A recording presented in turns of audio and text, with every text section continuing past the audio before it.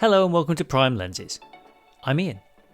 Each week I speak to a photographer about 3 lenses that have meant something to them on their photographic journey. It's unashamedly gear chat, but hopefully focused more on the images made with that gear than performance metrics and graphs. My guest today is Ali Okeefe. Ali and I have been friends for a couple of years and we bonded over a shared love of Leica rangefinders. She's a professional creative who runs the rather brilliant 1 month to cameras channel in her spare time and has historically set herself the challenge of reviewing 2 older cameras a month and has collectively cost her viewers millions of dollars. I've joked with her in the past that she cost me a lot of money because encouraged me to get into the M system, but since this interview I've learned that I got my own back because she's picked up a camera that we talked about. But you'll have to wait and let her tell you about that at some point in the future. For now, here's my conversation with Ali Okeefe. I can't believe, so I was trying to work out, like, when was your M8 video? Because I can't quite believe it's taken this long for us to actually talk. Like, I know, it's crazy. And you're amazing. like in my 10K video. I feel like we've been chatting forever. I don't actually know when that M8 video came out. It was a really early one. I think it was right, I don't know, like my 4th video or something like that a long time ago. Yeah, I It's been feel a very hot minute. it's wild. I remember because I watched it the first time I watched it, I put it on whilst it was a lunchtime kind of, I was skipping in the garden or something, or doing some sort of workout whilst it was on, like, and I used to use YouTube videos to kind of entertain me while I was doing something boring. 100. And that one I went back and watched again because I wanted to see the frames, and I remember messaging you about the colors and like how to, and you were like, oh yeah, they're easier to achieve with that sensor, it was a very expensive video to watch. But I couldn't be happier at being, skint as a Remind me result. which one you had, the M10 now, right? So I might have upgraded to an M11. Yeah, Oh boy. but this is what's so good about these conversations. I can have a conversation with someone about how, and this is the most ridiculous thing to say out loud. I've said it before. Apologies to people listening. I really like the M11. It's better in every way. I'm not sure I love it the way I Oh, loved the M10. And interesting. it's weird. It's a Is it first tactility. love? Like, is it like demo Maybe. love? Yeah, yeah, maybe. Maybe you never get over your first M. I don't know. Um, I think I think there was something about the way the new one feels is it's lighter, it's faster, like it's that you don't have to carry as many lenses. You can just crop in a way that is Right. absurd, right? Yeah. Absolutely absurd. Like the it can see in the dark compared to the 10. Like it's more capable in every way. Um, and it definitely, I think you get More more out of boring. the glass. Yeah, but it's like one of those things where you're just like, but there is. Oh, and also for travel, USB-C. Oh my gosh, Oh, that's that isn't that incredible. a game changer? I feel that way Yes. about every device now. If Yeah. it's not USB-C, I will not buy it. Yeah. No, the same. It's why on the shelf behind me, you can't really see it's blurred out, but the Sofort 2 is on the shelf. Oh, And the reason that's, even though it's basically the Fuji, it's exactly the same camera as the Fuji equivalent. It has USB-C and the Fuji equivalent does not. It's micro right. USB. And so that for me is enough because I can travel with like one plug and like one type of cable, and that's amazing. Like that's so good when you travel. These new third-party batteries, I don't know if you've seen this, like Wasabi Mm, has the yes. USB direct into the battery. I'm like, Oh, I've not why seen isn't those. everybody doing Yeah, yeah, this? yeah, yeah, It's great. yeah. If they will, I mean, if you will insist on putting a battery in the thing that isn't trapped inside it, which is good, right? Like that's Right. better You're because right. also That's true. I have an i2 Polaroid, which was because I spoke to Ben Frattanali. Like Oh, yeah. he's episode 4.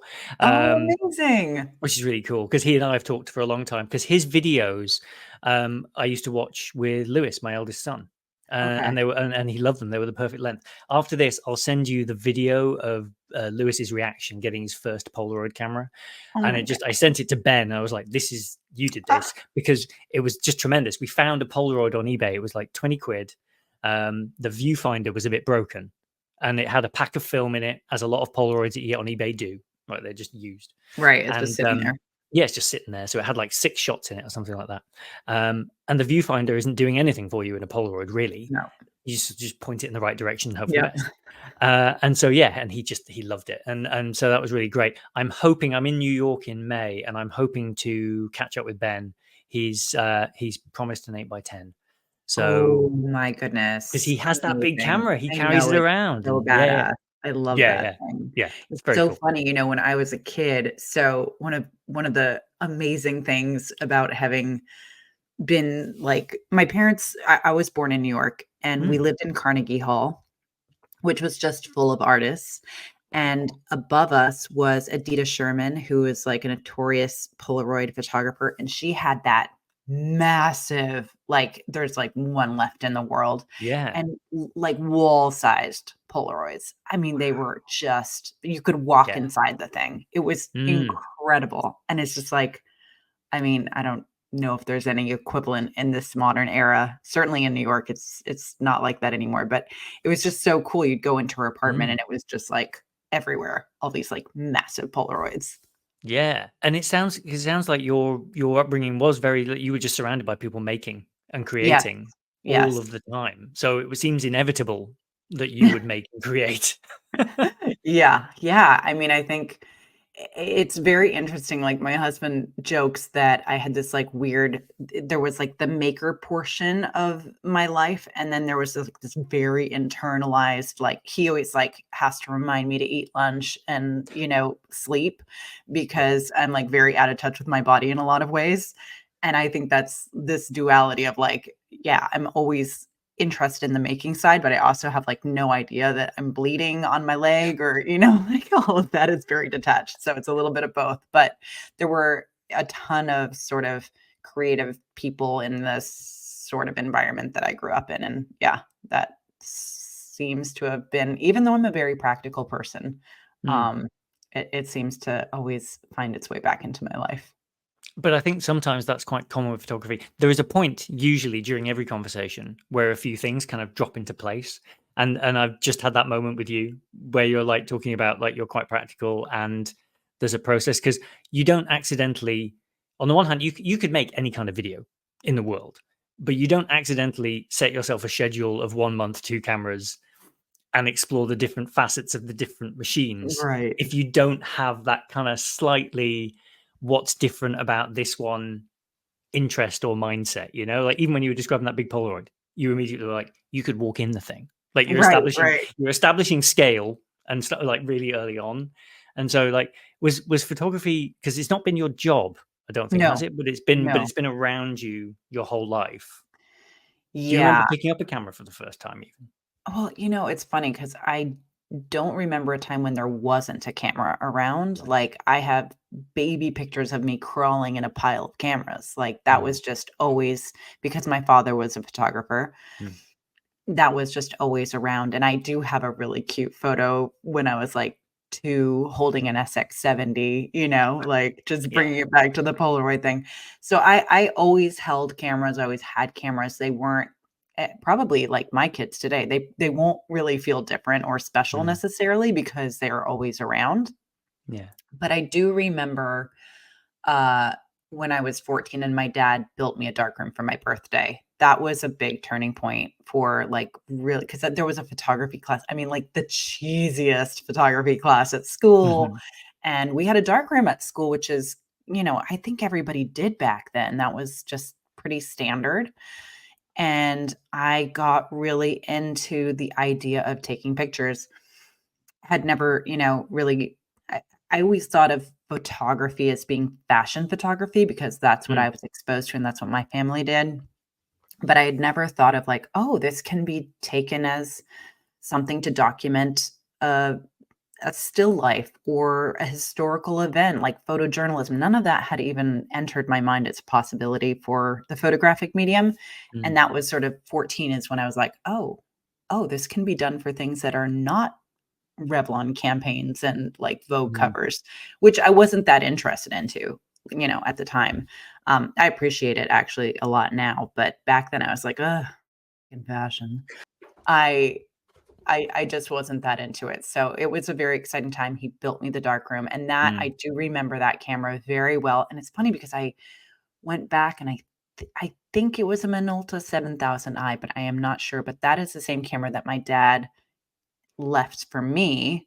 mm, Um, that I have in my drawer here, and, it has his little logo on the back, and he had this quote that he would always say to himself that says, "Always stay amateur." His whole thing is very much, I think, in line with what I think about photography. It's like you just gotta stay grounded and, like, Yeah. in touch with the fact that it's not the gear, it's not, it's really about your own creative vision and not, getting hung up on, like, having to have the newest and greatest and latest and all Mm. that sort of stuff. So he loved that camera because it was considered an amateur camera, but he Right. thought it was a fantastic piece of gear. So Yeah. It's how we all feel about the Ricoh GR3 now. Like it's I think it's. Did you see, by the way, The Verge reviewed it finally? I Becca at The saw that, Verge. yes, and she did a Yeah. comparison, right, with the X100V or whatever it is 6. now, Yeah, 6. the current one, yeah. And there was a great bit at the beginning of the video where she goes, never have I met two more rabid fan bases for Oh two my gosh. cameras." Because like Yeah. the X100 has the X100 people who, and she was like, they're posting to threads the whole time with amazing, colorful pictures, and it looks wonderful.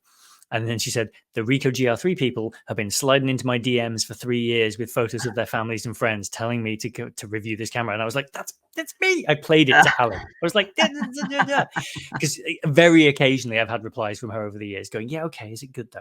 And I'm like, yes, it's great. Oh, In she's fact, awesome. she's fantastic. And in fact, one of the producers at The Verge, Varen, has said he'll be on a future episode. So we're just working out like the timing. And That's I messaged awesome. my stepdad. I was like, Varen's going to be on, and he replied, "It's not Becca though, is it?" Oh. And I was like, wow. Oh Burn. boy, yeah. The same person who, when he listened to the last episode where I've interviewed Rob, the MotoGP photographer, went, Yeah. "That was one of your better ones." Oh my god. I've God only loves done parents, 3. right? It's like, come on, mate. Wow. Suddenly, Cut me some slack. I That's know, retired amazing. guy who worked in petrochemicals for years or whatever, and he's like, yeah, and then now I review podcasts. All right, a minute. Everyone's an expert, right? Like, you learn Everyone, that on YouTube. you do, yeah. I mean, this is why this probably isn't a YouTube thing. I've just done the audio thing in the end because it's just, I don't know. They just ignore you if they don't like it. They just don't come back. That's fine. But yeah, Oh, well, it's probably a good kind of jumping off point from the Minolta to kind of vaguely touch on the excuse for the conversation, which is the 100%. 3 lenses, or in your case 4, but we'll come to that, I mean, that you chose. it's so funny because when you said, like, 3 lenses, it's like the Mm, first thing I have to say is I am the most unprecious person ever, and mm, it's so funny because I very rarely think about the glass, which is crazy because especially coming from film, it's like the camera's a light box, right? It's yeah, really all about the lenses. yeah, Um, but I've always been so and that's part of my aesthetic, right? It's like a very throwaway kind of like crappy stuff actually works really well for me, and I mm, really like that aesthetic. But I do I'm not gonna put this in the list, but the 35 to 100 is fantastic from Minolta. That's the one I use on my 7000i, but it's not gonna mhm, make the list, though it probably should. The beer can series is fantastic. But mm, I would say on that list is it's very hard to narrow down. I like mm, so many lenses, but I will say probably the one that I would first name, which is just because of my recent reuniting with my favorite camera, which is the Panasonic G9. mhm, I have this, like, soft spot in my heart for Micro Four Thirds. It's a very weird attachment, for mhm, no good reason. I don't know. I started shooting that camera at the beginning of COVID, and I don't know if it's just, like, there's this thing that it just yeah, got me through so much that I mm, just feel very attached to it, but I love that camera, and the Voigtlander 42.5 millimeter f/0.95 is one of those lenses that, like, almost justifies the system and the camera itself. yeah, It's just like one of those lenses that has an incredible range because wide open, it is extremely dreamy and like very mhm, soft and swirly and gets all that sort of Helios kind of vibe. yeah, yeah, But then stop down, it's very clinical, very sharp, like very sort of more modern Voigtlander aesthetic. And mm, I mm, just love how the color is rendered in that lens. yeah, So it honestly is one of those things where I'm like, oh, I just can't leave Micro Four Thirds because of that. lens. And it's Yes. not even a focal length that I would normally use because it's double focal length in micro four thirds. So it's like a 90 or 42. So it's an 85 Yeah. basically. Yeah. And that is not a focal length I use. I am like a 28, 35 millimeter max type of shooter, on Yeah. occasion 50. But Yep. yeah, that 85 mil equivalent is just, it's so nice. Yeah. No, I mean, and the sample images you shared, like I've seen, like they're incredible. Like I can see why you would make such a big deal out of it because the way it renders the scene conveys so much feeling and has so much Yes, texture to it. You know, exactly. it's not just, I say just, but like Noctiluxes and things like that are very, very soft when in the places you want them to be, Right. but in a way that's kind of really, really predictable. And I think it makes you do more with the light in the situation. Yes. It's like it feels those sorts of lenses feel like a studio or a portrait lens in a very controlled environment. Whereas I think the thing about this thing being attached to a micro four thirds, like probably quite a small camera system that's quite small, lightweight, quite easy to use and get in and Yes. out, Yes. you can use that look, but in a setting that people don't really. Yeah, and I think what's interesting about that lens is it hits so many points for me. It's like a super value lens. You can get it on the used market for like 200-300 bucks. So it's Mm, like a very fast lens for very good value. It's well built. It has this incredible declick to clicked aperture function. So mm, you can declick it for video, you can shoot it clicked in stills. yeah, It's just like a really versatile lens. And then it just has, to your point, that like really dreamy quality. And I've had, the Canon 50 1.2 and like all the sort of faster glass. I did have a friend who had the 50 1.0 from Leica. mm, Beautiful. yeah. But I would It's not for never the rest of us. justify that to myself. I'm like, you know, this Yeah, this hits the sweet spot and gets me for my taste, everything that I could want from a lens. And yeah, so yeah. it makes the top pick. It's beautiful. I mean, it does make me. This is the problem with these conversations: is they are likely to be expensive. Even, Yes. and even though I have my one camera rule, which I'm in Ah, danger of I breaking. aspire I aspire to such things. Don't, because all that's going to happen is I'm going to get to the end of it all and go, Ali, why did I have the one camera rule? Like, but that didn't apply to instant cameras for reasons that I can't really explain. Sure, sure, yeah. I have an i2 now sitting behind me because of There has Ben. to be exceptions to every rule, right? Yes, yeah, yeah. If you can get your hands on the i2, by the way, it's incredible. On the subject of lenses, the This plastic is the lens and stuff rabbit that they're hole I am using. trying to avoid. I am Yeah, I'm trying sorry. so hard to It's stop my USB-C because too as I well. have an insatiable instant photography appetite as well, and I Okay. have gotten so disciplined with that. Like, I have pulled back on all that. I had all oh my god, I had so many custom Instax backs and, all that sort of stuff, but I have pared down to actually just one SX70, and that's all I have left. Yeah, I have a 680, which after a weekend of shooting the i2, I'd nearly convinced myself to sell because the i2 is so good, Wow. but it's got closer focus. And Oh, that is so yeah, that's a selling point.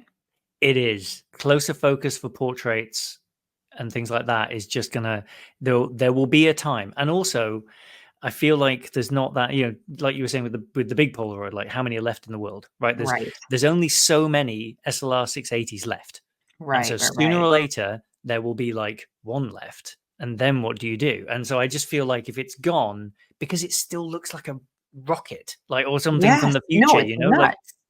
you pop that thing up in front of someone for the first time and they're just like, what is that? Like Yep. they know it's not new, but it's like you stole it from a parallel universe and just went, look at this. Because everyone thinks Polaroids, they think of the boxy 600 series, The that we all 80s, know from like, the 80s. Yeah. Polaroids, yeah.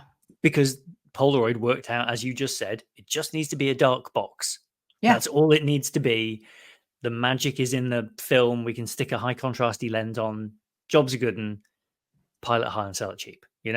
So yeah, it's a special thing, and I can't quite. And it's got the sonar on it, like sonar autofocus. It's a killer camera. I It's mean, so honestly, cool. it's It just is so let's be cool. frank. Yes, yeah. To be clear, in case. So how has being a YouTuber been like to become a photographer very publicly? This thing that you love doing. presumably you had a bit of a kind of camera collection thing going on anyway, and you would Oh, just sort of pick them man. up. You and your husband, I assume, encourage each other and feed each other. Well, no, this is the irony of it all. Oh no. He thinks I'm batshit crazy because he's absolutely right. No, like, in the most loving way, but Yes. he's like a professional photographer. This is his life day in and day out. He has Right. 2 cameras. That is Oh, it. okay. He Right. is not a gearhead at all. Like, he Hmm. loves getting into the lighting, and he's, like, Hmm. he's a very technical photographer. He does mostly a lot of stage and sort of highly lit photography, Hmm. action photography. So it's not that he's not a technical guy. It's just that he is like not he's like, "I want that one camera," but that's also the difference between a professional and a hobbyist.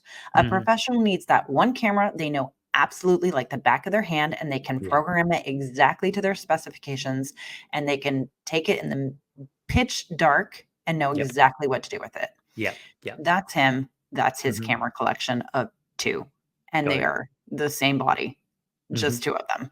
Yep. So for me, it's all the joy of not knowing what I'm doing Right. and figuring it out. I'm the tinkerer. I'm like the sort of more, like the person who wants to sit and like digest the menu system and figure out what the buttons do and what's different about this file versus that file. That is very different for him. He's like, I am focused on what's in front of the camera. And I also Hmm.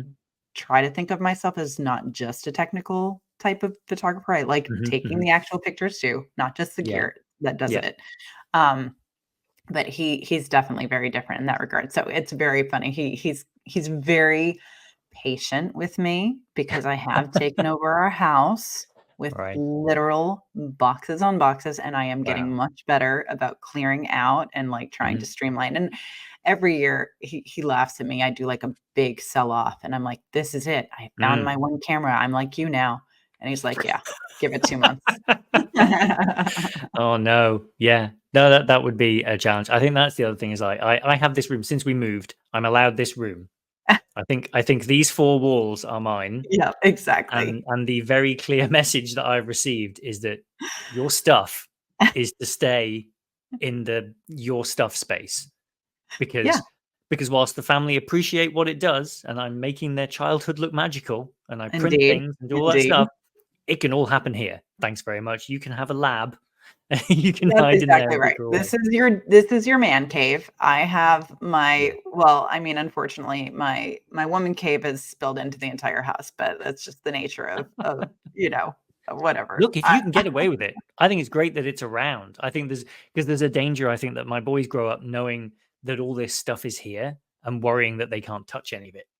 And like Ah, they can't touch some of it, but most of it they should probably have a go, right? Like yeah. most of it I they mean, should that's try and my kids grab my cameras all the time. yeah. Obviously, there are certain ones where I'm like, let's put that down, please." Yes. But Yeah. they're digicams for the most part, they're like Yes. cheap, off the shelf kind of point and shoot. So I'm like, "Have at it." Yeah. I have one photo that I took of my youngest son, who was I think 5 at the time, holding my M, and he was in the kitchen at the old house, which had a stone floor. And Oh Alice was like, "Are you gosh. sure you want to do this?" And I was like, "Yeah, it's probably fine." We just needed to get the photo of the moment. He took a photo of me. I took one of him. We have that little pair now. That's great. And just rip it off him quick. Just That always is make sure so you've got the funny. neck strap on. I had the Leica Q, and we're like a bevy of family here. We have, Mm, my 2 daughters, and then everyone in my husband has 2 brothers, they have 3 kids each, so we're like a giant posse, and we always get together for the holidays and whatever, and they're all under the age of now 12. mhm. So, I remember giving one of my nieces, who was at the time, like, 4, my Leica Q, and her mom, my sister-in-law was like, um, are you sure? Are you sure?" And I'm like, it's like I mean, I Mhm. presume it's well built. Let's give it a go." Let's test it out. So I was like, "Hey, listen, that's what you pay for, right?" Mhm. Was it fine? Everything was "Oh, it's fine? fine. Yeah, Okay, nothing good. I was happened." waiting for Yeah, I was yeah. waiting for the bit where you were like, No, "Yeah, it turns out it's got no, a glass jaw." they took some really cute out of focus photos and handed it back. Oh, that's nice. Do Yeah. you know, this is I think there's a pretty high record. It's not 100%, but almost every call I have has the cue in it somewhere. Oh, I think I that mean, that it's camera just legendary. yeah, and it's funny, my stepdad, who made fun of me when I bought my M and started to get into the M series of cameras until he kind of like started to look at the images and was like, okay, fine, there's a point here. He's an A7C guy, like he's got an Okay. A7CR. Yep. He loves it to bits, but he keeps talking about having a smaller, possibly weather sealed camera to take with him. And honestly, if I could show you our message thread right now, where you're just you're watching someone work something out, right? Like it is definitely the thing he should just buy. And he just keeps going around and around in circles. It's This is what hilarious. keeps, any photo enthusiast up at night, right? Like, I can't tell you the number of nights I've sat up going, "Should I get no, I shouldn't. No. Yeah. Well, maybe I don't know." And then you just it sits in the cart, and then Yeah. eventually, And it's thankfully your day. B&H then sell it. And then you can't just get it. So then you're kind of like, okay, but that was the perfect one. That's what happened with the i2. There was a guy in Dundee selling it secondhand, and it was only Dundee's so close. It was just like, okay, fine. And it could just arrive. I So mean, yeah. it asked for you to pick it up, so what are It you was gonna do? fate. It was actually fate. But on the subject of fate, kind of terrible gear change. Nice transition. Maybe were you Let's see where this goes. fated to pick up the contacts uh, and use the 28 on That is that, actually a or weird, fated ah, that's weird that you chose that lens to be the fated story because it is fated. there we go. So the contacts is something that I had back in 2012. I had a Mhm. Contax G1. Loved that camera, and I had the 28, the 45, and the 90, of course, because when I go in, I go hard, and I Mhm. get the whole system. So I Yeah. had those 3 lenses, and I didn't have the green edition of the G1, just the standard, and so I loved all those lenses, but the 28, even at that point when I was still just playing with a bunch of different focal lengths, just always spoke to me, and I still love that. Mm. It's probably my favorite focal length. Mm. Um, excuse me. So I loved that camera, and I remember at one point posting on Instagram after I had started the channel that that's like the one camera that I regret having sold. And Mm. someone reached out to me and was like, "Hey, I actually have a backup body. Do you want to buy it from me?" And I was like, "Oh gosh, man, I shouldn't. I feel like it's, and he gave me a really good price." And I was like, Right. "Oh, that's super tempting." It's like, "Well, I heard you work in the same business as me." And so, it's just all about passing it on to the next person. I have 2 of them. I don't need it. Da, da, da, da. Mm. Long story short, like in the circuitous nature of the DMs on Instagram, we put Mhm. together that we had actually just worked together on a job 6 months Huh. prior, and he had been in a pinch and I helped him out. But it was on a Zoom call, so we never saw each other's face. And Right. he didn't realize my name because I'm 1 month, 2 cameras. There's no real name Yeah. associated to it. So when he realized that it was me and that we had worked together, which was also like very weird. I mean, because my channel at the time, it's still very small, but at that time it was probably like 5,000 people and he was one of them. Mm. And so he just picked up and I was like, "Listen, let me think about it." And one day in the mail comes the camera. And so Fantastic. now I have that amazing camera. What a sweetheart. And like Yeah. he's out in LA on shoots all the time. So like we'll grab lunch and stuff like that. So it's just one of those like truly fated moments. But that 28 on that contacts, for some reason, the the optics of that lens, it Mm. plays so well on digital. It plays incredibly on film. It's just small and sharp, and it just has, I Mm. don't know, the rendering of that lens in particular just kind of blows me away, and I just love it. The irony is I don't have that lens right now. So he sent it, with the 45, which was Mm. also insanely generous because he didn't have to send anything, but I have it in my list of things to pick up now as the 28 because Right. I still it's that moment we were just talking about where it sits in the cart, and I'm like, "Should I? Should I?" Mm. And I will because it's just Yeah. one of those lenses that I can't quite separate from. It's just such a beautiful optic. Yeah. Yeah. I have the Elmerit 28 for the M series, which people don't talk about. Oh, They're a no, bit that's snobby a about. great lens. Yes, it's tremendous, and for a Leica lens is fairly approachable, like Yeah. used, and like you can get them. I think actually all those elements are completely sort of slept on. They're so Yes. good. Yeah. No, for sure. The Elmerits and the Sumerits for some reason have a funny reputation, and I don't know why. You just get some people sort of being a bit funny about them and a bit snooty about them, and Mhm. that's one of the reasons for having these conversations as well. Is that ain't nobody got time for that? Surely, like you know, if there's something wonderful that does something really interesting, and they all have their own character and their own voice, and Totally. that's what's so much fun is that, like, if you do this for long enough, once you can see it, you're like, oh no, I'm a goner, but also this is the best thing ever. Like you can tell. I don't know if you're watching much. Like, we've been watching a lot of TV recently where suddenly it feels like the TV and movie industry has discovered vintage lenses in an odd way. The Well, they used the uh, Helios 44 in hmm, Poor Things for that, like, really yes, awesome moment, where you're panning up or it's actually not, it's just a straight tilt up on, Emma Stone, and she's yeah, having the conversation with her husband, mhm, and I mean, that thing is just obviously, they've done a lot of rehousing and, hmm, optimizing it, but it is so distinctive. It is yeah. just such a look, it's crazy. Yeah. Yeah, no, completely. So this is what I love, right? Is I was like, right, I'm going to talk to people about that kind of the thing that's got a Mhm, character, and like once mhm. you can see it, because like my favorite lens of all time has that kind of like slightly weird thing around the edge, but in the middle it's just really textured and detailed and just Yep. like. Yep, yep, And I yep. let Yeah. and I let someone get in my head once, and I sold it, and I was just like, Oh, no, no. and it's okay. I've bought it back again now. It's Okay. fine, and I got it for less, so it was all right. Oh, But it's like, don't let people get in your head. Like, no. the heart wants what the heart Know wants. what you like and just yeah, Mm. no apologies needed. Yeah. No, completely. So do you still use the contacts very much? Do you take it out? Because I think you shoot a lot more film than I do.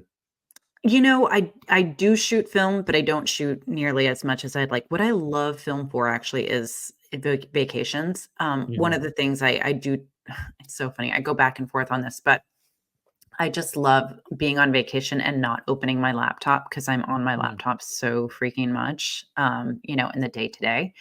So I do love that about film is like in theory, if I'm truly on vacation and I don't have to, check in with work and stuff, I can Yeah. just leave my computer behind, bring a Mhm. book and a film camera, and then I'm not even like downloading images at the end of the day. That is kind of the dream. Mm. And I love film for that. So the contacts comes with me on vacation most of the time. You can sort of let the chips fall where they may. And I did that the weekend with photos of, like, we had friends staying, and I had to stop myself cropping and adjusting. It's like, it doesn't need it. This is just family Yeah. Easter. It's an Easter egg hunt in the garden. This Well, doesn't. Yeah. the other thing about that is, I mean, it's one of the things that I love about the sort of the current trend of photography that you're seeing, a lot of the sort of New York Times photographers, and there's a real intentional Dutch angle. There's a real intentional lack of polish, which Mm. is by design. And it's not, there's still really well composed images that have something interesting happening in them. There's usually like an off guard moment. Mm. A lot of it is popped with flash. You're seeing a lot of these types of um, what's his name? Oh gosh, I can't even remember his name. There's one guy in particular who I really, really like his work. He's an LA photographer, but he shoots for the Times all the time. Mm. Scenery. I'll have to look it up. Anyhow, he's a master of this, where it's like the images are interesting, but intentionally made to look messy Mm. and with imperfect, skewed image angles. And Yeah. you're seeing through mirrors that are broken. You're seeing weird, like awkward moments, and a lot of these things that you see at the Met now, or the MoMA, the big Mm. MoMA ball or the Met ball, where they come and they shoot celebrities in an unflattering way because Yeah. it feels just a little different and a little probably more real. Mm. I love that trend. I think that's really Yeah. nice. It's a little bit of a shakeup of, what has been very traditionally accepted, as good composition throughout the ages.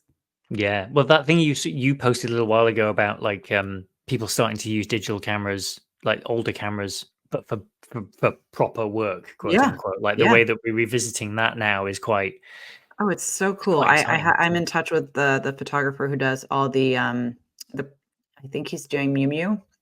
All the Miu Miu campaigns, they're all shot Yeah. on digicams, and he hits me up about digicams, and we talk shit, you know, Yeah. about, like, you know, "Are you shooting that with an SD-1000 from Canon?" Or, you know, things like that, and it's all it has that vibe and that aesthetic, and I think Mm. obviously that's all of these things are trends, right? Like, things will Yes. cycle around, things will move Yeah. through, and things at this day and age go so quickly. So, Yeah. we'll probably all be shooting, you know, 8 by 10 tomorrow in a very refined way with like a sleeveless aesthetic or something. But, Yeah. you know, I do appreciate moving away from kind of what is expected in any given Yes. moment.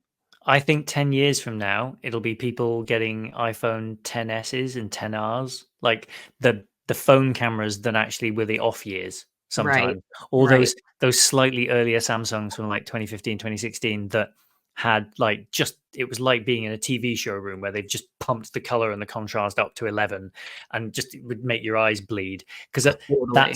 that's a choice, right? Like I don't think there's going to be you and I'll be running around going what you want is a Google Pixel because it makes all the colors look like a Rembrandt Right. because that was what that was what they were going for. Yeah. But trends ain't got time for taste, have they? So instead, what will happen is it will be the Samsungs and the Apple crowd, and that will be at some point in our future. I can just feel it that like there's going to be a minute where that's the thing, I'm and sure.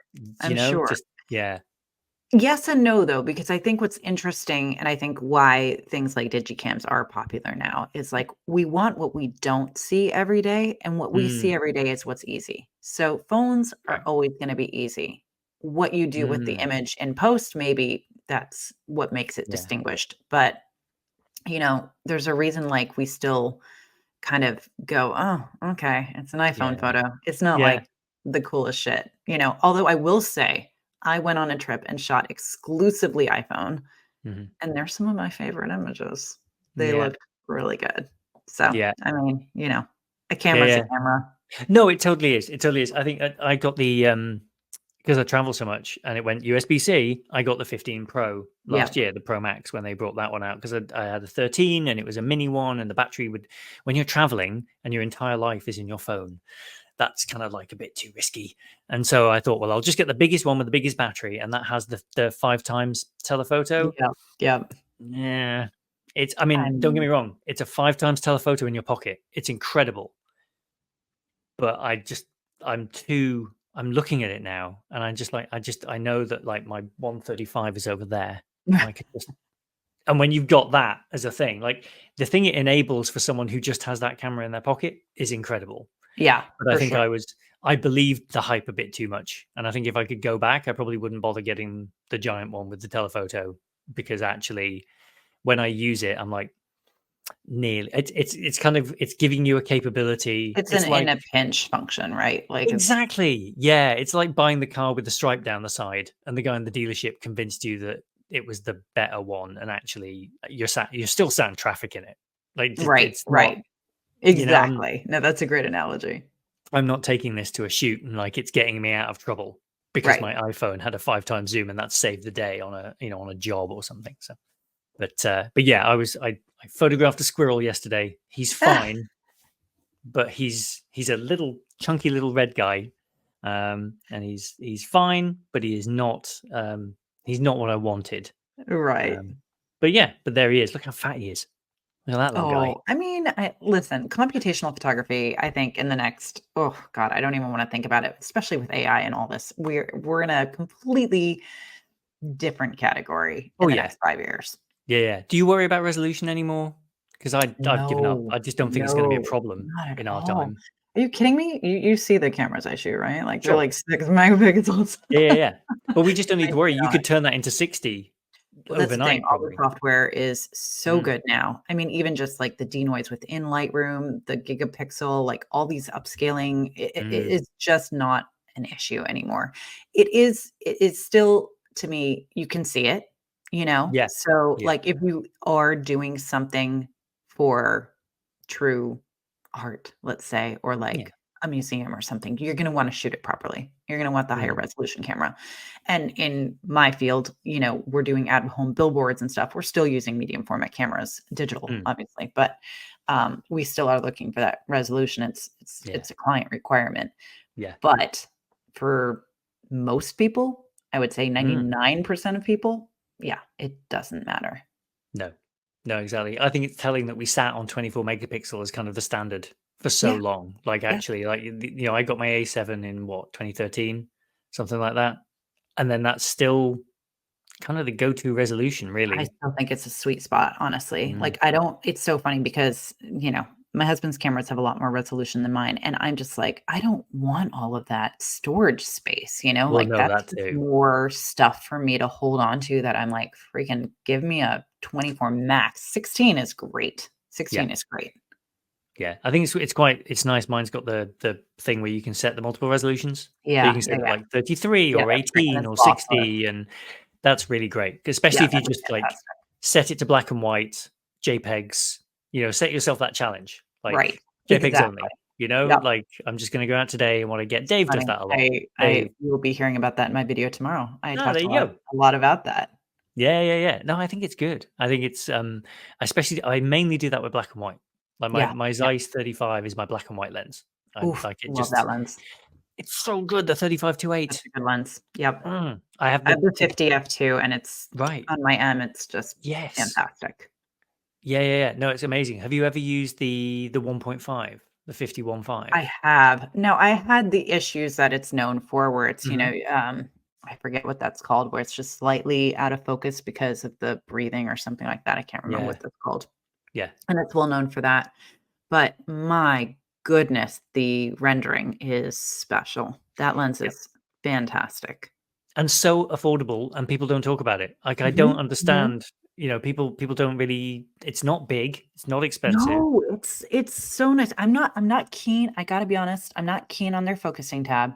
Not big Mhm. fan of the No, Zeiss focusing tab, no. but that particular optic, my issue was, and it's probably my rangefinder patch was not quite aligned, Right. so it may have been more of a technical issue, but I just couldn't Mm. quite nail the focus wide open the way I would like. But if that had been adapted to digital, that would have been a breeze. And it's Yeah, just so nice the way it renders. yeah. It makes people and scenes, especially in black and white. Again, I think Zeiss's stuff lends itself really Romantic. nicely to black and white. Such a Yes. romantic lens. Yeah, yeah, yeah. I got some great photos of the kids on the beach and Alice. And if you stop it down again, it's sharp Yeah. as you Yeah. like. Thanks very much. Like tons of contrast, tons of Yep. character. It's really Very nice. Zeissy. Very Yes. Zeissy. Yeah, yeah, yeah. No, like that should be a t-shirt. Like if I ever do t-shirts, there should be the very Zeissy t-shirt. But you are right about the focus tab. They suck. What you can do. The I mean, lens caps on it's theirs are a little bit, manageable. As well. Like they're a bit And small and the issue I have is my Zeiss, the helicoid, um, gets stiff. They're mm, really apparently, it's a very common issue, and, like, now mm, mine is stuck. I have to get it, like, ah, I know, it's a bit of a bummer. So, mm, they are known for having this, like, helicoid issue where, and I can't right. even now remember what happened to it, but it basically, I think the oils freeze up in it or something like that, and now Yeah. I can't get to infinity on my Zeiss. Yeah. Breaks my Ugh. heart. One day I'll No. repair it. I'm too lazy, but one Yeah, day. I yeah, yeah. haven't sold it because 'cause I'm like, I still love it. Yeah. I mean, that's the thing. We know these things. Like, there's only so many of them. Like some of these Yeah. older ones as well. Like you gotta hold on tight. Well, as we rattle through more lenses, talk to me about the Pentax 110 and why that's on there. Because I think we've kind of chosen your Voigtlander. The I know. contact was So, kind of okay, like I'm gonna second. go rogue here. I'm Oh gonna go no. rogue. I'm gonna go rogue because I had 2 lenses that I was like, "Oh, do I do that?" So I just Hmm. love the Yeah. Pentax 110 system because I Yeah. love small cameras, but I'm gonna go the complete opposite way Oh my and goodness. name a lens that is just too obvious a choice, but I just have to do it because it is such a special lens, but it's also special because of the format that it lives on. So Okay. the Pentax 105 2.5 millimeter lens for the 6x7 system. Ah. Now Okay. that is like so overdone at this point. Like everyone has discovered that lens, but my God, you just can't match it. Like there's just Mm, nothing quite like it. And I just, for that reason, it's so funny. I have one and I mhm. don't even have a body to put it on because Ah, I just can't part with the lens itself. Now that is one no. of those rogue exceptions for me where I'm like, no, this piece of glass is so special. I'm going to hold on to it even though I don't have a body to put it on. Wow. Um, That is a very, very special lens, and I had that lens originally. I bought, again, a full 6-7 system with, like, the 35, the 105, the 50. Yeah. I got, like, every lens you can imagine with all the, extension tubes, which are Yeah. awesome because you can get so Yeah. close focus, and do just these incredibly dreamy portraits or macro or whatever. You could do all this stuff with that lens. And I just loved it. So I got that in 2008, and I remember carrying this absolutely insane bag of gear around New York City, taking photos on the street as if it was just like a regular SLR, Just this um, massive with thing. this massive one, and I got the wooden grip on the right-hand side, and Oh, then I wow. eventually, I mean, I was completely nuts, but, nothing's changed. I loved that camera, and I Yeah. loved that lens, and that lens was the first one that, I was coming I had just started really getting deeply into photography, and that was probably I got the RB67 first, and then I got the Pentax 67. Mm. And the Pentax 67, I loved the RB too, but the Pentax 67 with that lens was like the gateway drug for me to Right. go completely head over heels, like traveling with a darkroom kit, because I Right. had to develop in my room at night kind of a level Oh, of obsession. wow. Um, and it was just that lens. That lens just really unlocked kind of a really unknown need Mm. for photography in me. And I still love it. I still have it. I just don't have a body for it. Can it be adapted for any digital medium format Yes, bodies? it can, but it doesn't have so the issue I find, and I have adapted it. I use it on my, Mm. I used it on my Pentax 645D, which is a Right. CCD medium format digital camera. Um, you just don't, and it's also not a true medium format. So there's a crop. It's like it's like a third less than a true medium format Right. 645 sensor. So what you're losing is it essentially is the equivalent of a 50 millimeter 1.2 on 6.7, and you're getting that Mm. incredible fall off. I Yeah. think when you're cropping so tight, you just lose a lot of the qualities of Right. that, and then take that to 35, and it just doesn't have the same sort of sparkle. Yeah. But on a 6.7 system, it is just unmatched, in my opinion. Yeah, it's so cool. I borrowed a Pentax medium format from a friend a few years back and shot some cine still through it. Like Mhm. I think it was like 50 ISO or something. Like and so found a very Hope sunny you had a day. tripod. Well, I didn't, but I managed to get a few that worked, and because there's so few That frames shutter in there flap is anyway. so nuts. It's like Yeah, yeah. the There were vibration. no, there were some for sure that like didn't quite work, but the ones that did, you are blown away by the fact that a, s- a kind of a canvas that catching the light of that size, and Yeah, it you're is reminded it makes such a wild. difference. Yeah, yeah, It yeah. is wild. I mean, and that's the thing, it's so funny. I just read this fantastic book. Jill Meyerowitz has this book, Hmm.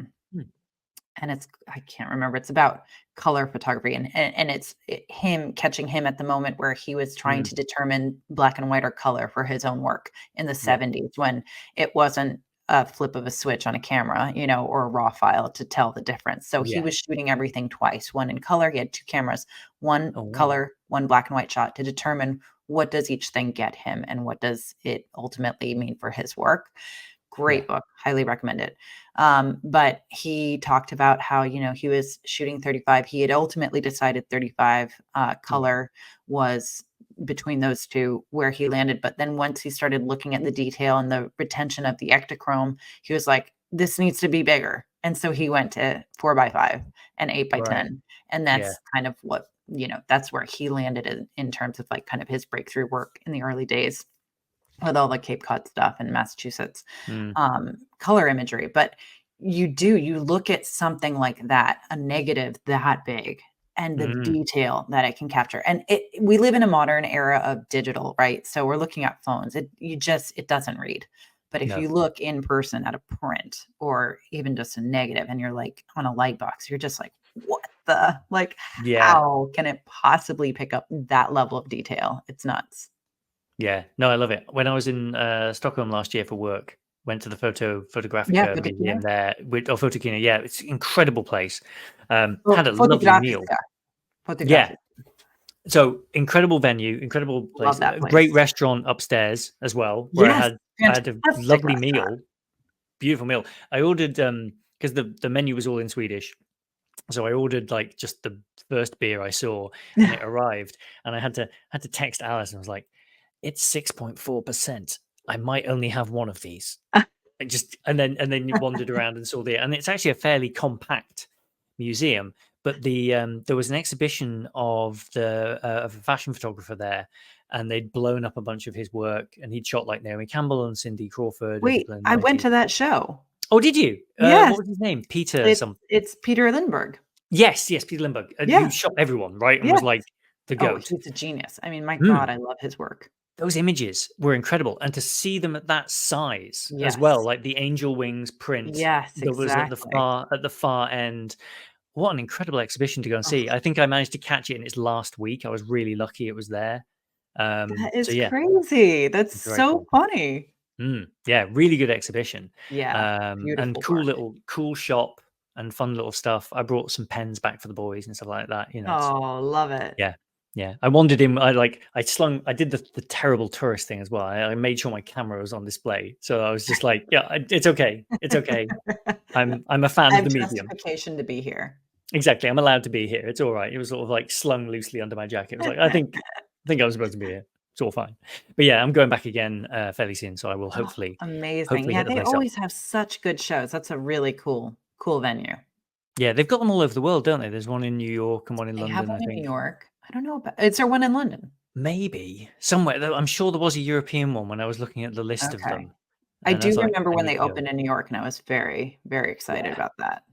Yeah, I need to go there. I need to go and see that one. I have a morning coming up. Like I say, I'll probably bump into Ben and maybe go there before I catch my plane. I've got like a Oh, Saturday morning to myself before the heading back. best. Always Yeah, gotta build that into a travel you do. itinerary. But also, as I learned recently on a trip, don't build too much of it, because otherwise you're kind of like roaming the streets on your own, and that can be a bit discombobulating as if you've been away from home for like a week already. Right, And right. actually, you just want to get home. And Yeah. like when you were planning the trip, you were like, I'll have 2 days to myself. And then it turns out that because in your 2 head, you're days like, is a lot of time. yeah, in your head, you're like, I'm an interesting traveler. I can eat a meal. People will come over. No, no one is. They're all busy. This is where they live. It's not special to them. It is home. You're just in their restaurant. Like, eat your food and go away. Like, like you're not Hemingway. Like, just go and eat your food, go away. It's all fine.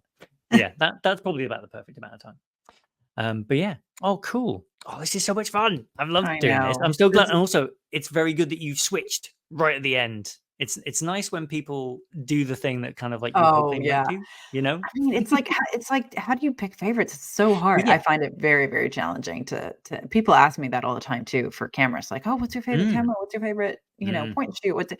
It's like, Oh man. all of them?" I mean, that's my issue. I don't touch a Yeah. camera I don't love. It's very No. hard for me to not like a camera. It has to be really, really bad. Yeah. Well, yeah, and I think, if you're the person who has found something to like about a Casio watch that shoots a less than 1 megapixel image, I mean, how can you not love that? it's That's so cool though, isn't it?